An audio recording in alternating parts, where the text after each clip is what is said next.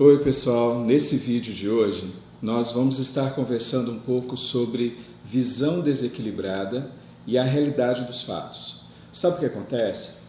Quando nós vamos estudar a parte de inteligência emocional, nós começamos a perceber que o nosso desequilíbrio ou o equilíbrio emocional, em outras palavras, as nossas emoções, sejam elas positivas ou negativas, desequilíbrio ou equilíbrio, elas controlam a nossa visão. E nós podemos, então, ter uma visão distorcida dos fatos.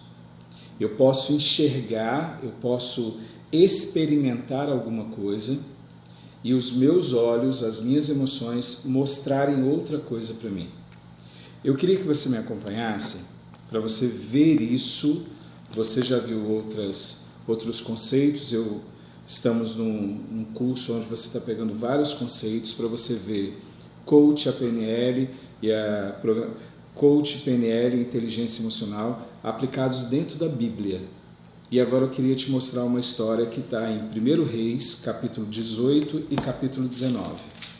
Pega a sua Bíblia e eu queria que você me acompanhasse. Vamos para os fatos. Qual é o fato real? O que aconteceu? Então vamos lá. Fato real, capítulo 18, verso 13. O profeta Elias, ele estava afastado, estava agora no momento dele ter o confronto com os profetas de Baal, e ele vai até um homem e pede para esse homem avisar ao rei que ele quer agora se apresentar perante o rei. E esse homem, então, com medo de Deus tirar o profeta Elias e sumir com ele, esse homem diz: mas profeta, não faça isso, porque senão, se Deus tirar você daqui e eu falar com o rei que você está, o rei vier e você não estiver, o rei vai tirar a minha vida. E aí esse homem fala bem assim: você não sabe, aí olha só, verso 13, porventura não disseram ao meu senhor o que eu fiz? Quando Jezabel matava os profetas do Senhor, como eu escondi a 100 profetas do Senhor? Perceba, esse homem, aí continua dizendo, né, de 50 em 50 em covas e sustentei com pão e água, ele faz uma pergunta para Elias baseado nisso, mas aqui está dizendo, esse homem está deixando claro para Elias que existem 100 profetas vivos que não dobraram o joelho a Baal e que foram sustentados por esse homem. Esse é o primeiro fato. O profeta Elias sabia que existiam outros profetas que não tinham dobrado o joelho a Baal. Esse é o primeiro fato. Segundo fato, no mesmo capítulo 18, no verso 30, o segundo fato diz o seguinte, que depois que os profetas de Baal tentaram fazer o sacrifício, invocaram, oraram ao Baal, agora Elias era que ia fazer. Elias diz assim, verso 30, 18, verso 30. Então Elias disse a todo o povo, chegai-vos a mim. E todo o povo se chegou a ele, e reparou o altar do Senhor que estava quebrado.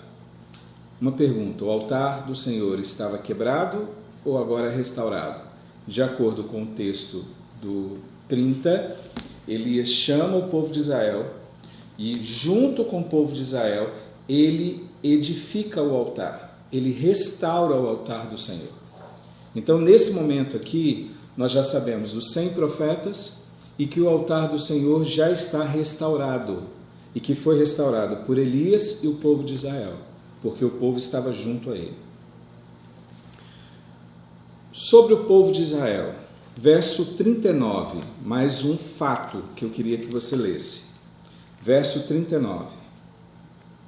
Diz assim que quando o fogo desceu do céu, aí, o que vendo todo o povo, vendo o fogo cair do céu, caiu sobre os seus rostos e disse: só o Senhor é Deus, só o Senhor é Deus. Aí no próximo verso Elias fala para o povo de Israel pegar os profetas de Baal e matar esses profetas, e foi o que o povo fez. Perceba, nesse verso 39 deixa claro que o povo de Israel, nesse momento, estava convertido ao Senhor.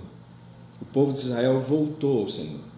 Quando viu descer fogo do céu, antes tinham restaurado o altar, e nesse momento agora eles estavam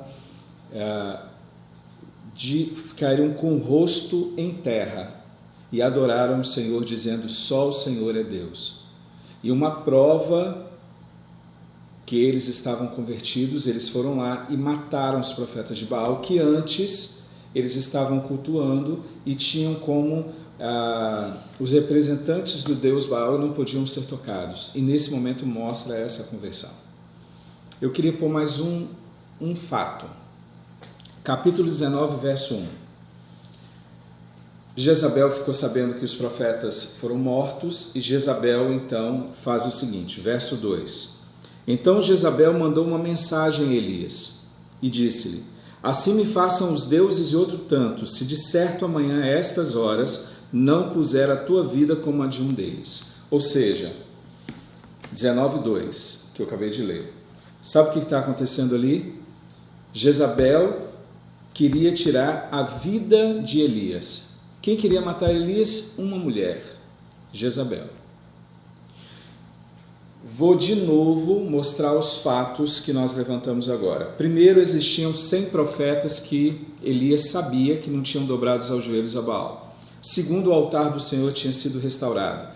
Terceiro, o povo de Israel estava convertido e do lado de Elias e do lado do Senhor.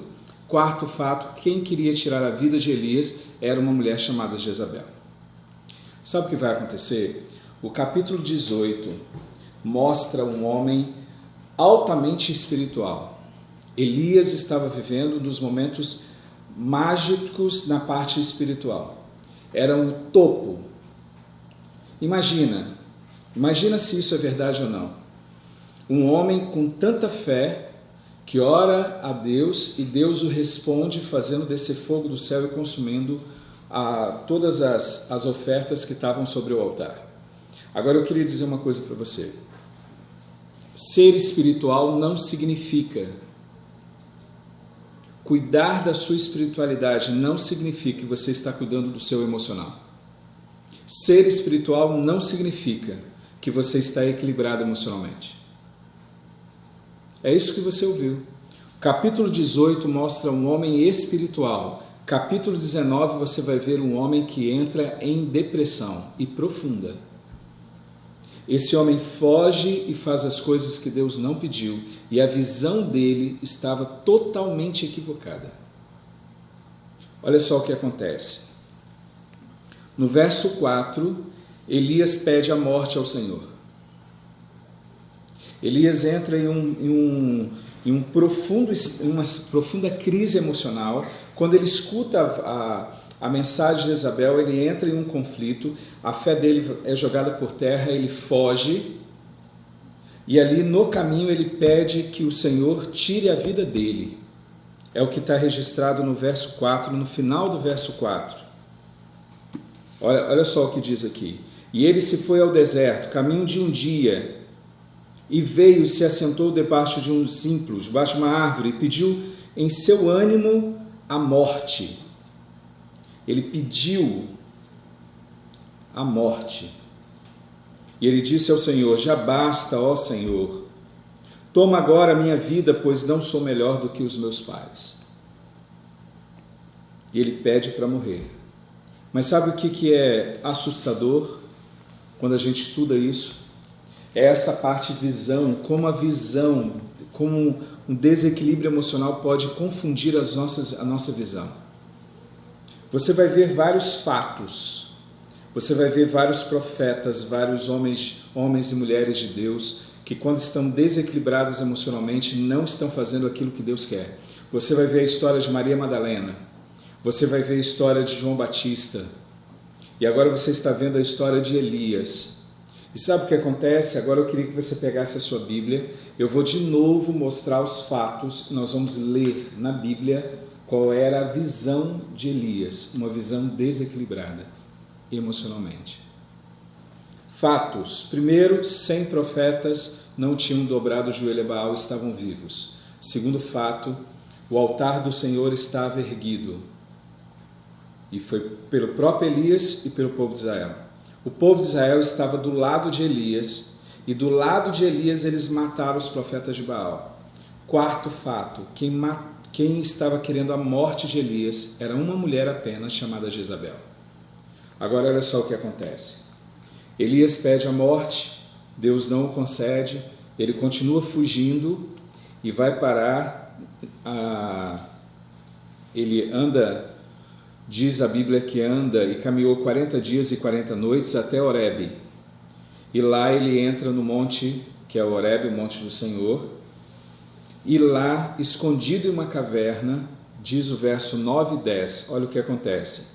E ali entrou numa caverna e passou ali a noite. E eis que a palavra do Senhor veio a Elias e disse: que fazes aqui, Elias?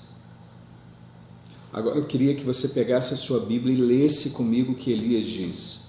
Lembra dos 4 fatos? Coisas reais que Elias tinha visto. Agora olha só o que Elias diz. E disse Elias: eu tenho sido muito zeloso pelo Senhor, Deus dos exércitos, porque os filhos de Israel deixaram o teu concerto, derribaram os teus altares, mataram os seus profetas à espada, e eu fiquei só, e buscam a minha vida para tirar. Olha só, irmãos. Vamos lá, amigos.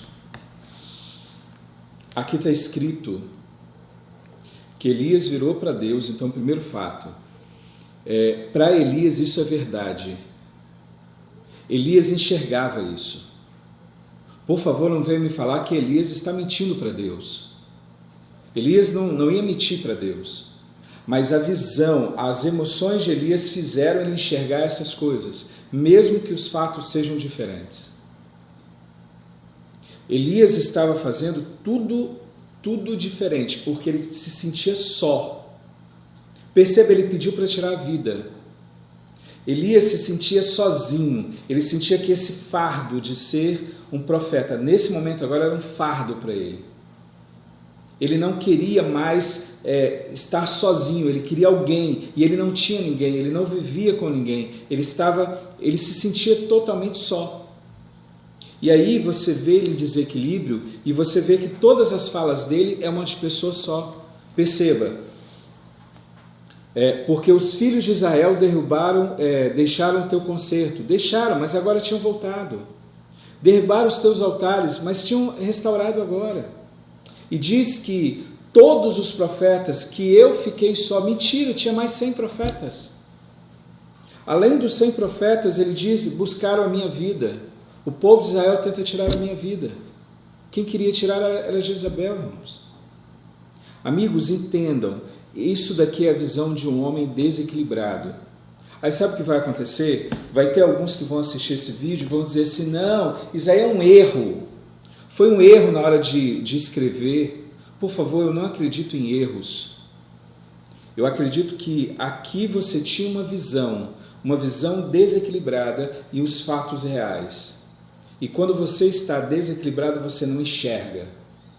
Homens e mulheres de Deus, quando entram na minha sala, para que eu possa atendê-los, ou os meus alunos vão atendê-los, quando chegam lá, você vê uma pessoa que quando ela se equilibra, ela tem uma visão diferente da sua fé, da sua igreja, do seu trabalho, da sua família, e ele começa a fazer, aí sim, viver a vontade de Deus.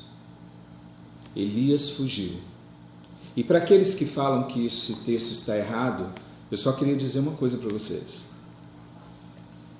A sua visão que está errada é o seu preconceito de achar que o que eu estou falando não é verdadeiro.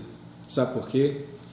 O verso 9 e 10 aconteceram com Elias dentro da caverna. Deus não fala que ele está errado, Deus só fala bem assim, vem aqui fora. E quando Elias sai da caverna, verso 13 e 14, Deus repete a mesma pergunta. Vamos lá no verso 13, finalzinho do verso 13. Vou ler o verso 13 todo. E sucedeu que, ouvindo a Elias, envolveu seu rosto na capa e saiu para fora, e pôs-se à entrada da caverna. E eis que veio a ele uma voz que dizia, que fazes aqui, Elias? a mesma pergunta. E qual foi a resposta de Elias? Se Elias não estava desequilibrado, não fosse, Elias daria uma resposta. E se no texto foi um erro, o erro se fosse um erro, o verso 14 é igualzinho. O verso 10 e o verso 14 é o mesmo. Elias diz: eu tenho sido em extremo zeloso pelo Senhor. Perceba que ele aumentou. Antes ele tinha dito: tenho sido muito zeloso. Agora ele diz: tenho sido em extremo zeloso pelo Senhor, Deus dos exércitos. Porque os filhos de Israel deixaram o teu altar, derrubaram os teus altares e mataram os teus profetas à espada. E eu fiquei só. E buscam a minha vida para me tirar. Percebeu? Sabe o que acontece aqui? Nós temos um homem desequilibrado que acha que está sozinho. Se você é líder da igreja, você é um pastor, você é um líder de departamento, um ancião, um presbítero, um diácono, um líder de departamento, deixa eu te falar uma coisa. Quando você começa a dizer que você sozinho carrega a igreja, que não, só eu, cuidado que você pode estar no mesmo caso de Elias. Você pode estar desequilibrado emocionalmente e não está percebendo. Você diz que carrega a igreja. Deixa eu te falar, a igreja é do Senhor. E se algum dia você sair, Deus levantará outras pessoas. E o líder de Deus caminha com os outros, mesmo na dificuldade, mesmo que eles sejam diferentes. Sabe o que aconteceu com Elias? Ele estava só. Primeiro fato que Deus coloca, capítulo 18. Primeiro, capítulo 19, a partir do verso 15, Deus não discute com Elias, só fala assim: volta e vai fazer o meu serviço. E ele manda ungir 3 pessoas, e um deles ele diz assim: também Elias ungirás profeta em teu lugar. E você vai ver os dois trabalhando a partir de agora juntos. Mas Elias precisava saber que Eliseu iria ficar junto com ele, que ele teria alguém agora para dividir, um amigo. E diz a Bíblia que no finalzinho, verso 18 diz: também eu fiz ficar em Israel 7.000, todos os joelhos que não se dobraram a Baal, e toda a boca que não o beijou. E no final do verso 21 diz assim: então se levantou e seguiu a Elias e o servia, falando sobre Eliseu. A partir desse momento, você vai ver Elias mudando quem ele era. Deus trabalhando para que Elias mudasse a sua visão, se equilibrasse emocionalmente. Sabe, eu queria parar um pouquinho aqui. Eu queria dizer para você que você está em um estudo sobre a Bíblia, o coach, inteligência emocional e PNL.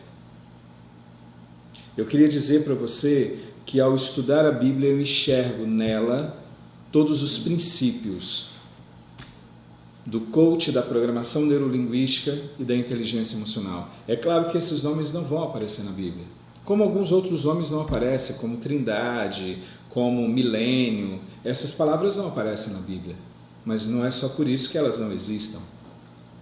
Os princípios estão lá. Sabe, eu queria que você pudesse estudar um pouco mais e deste texto perceber que você precisa se equilibrar emocionalmente, ter técnicas, cuidar do seu emocional, ver o que mexe com você.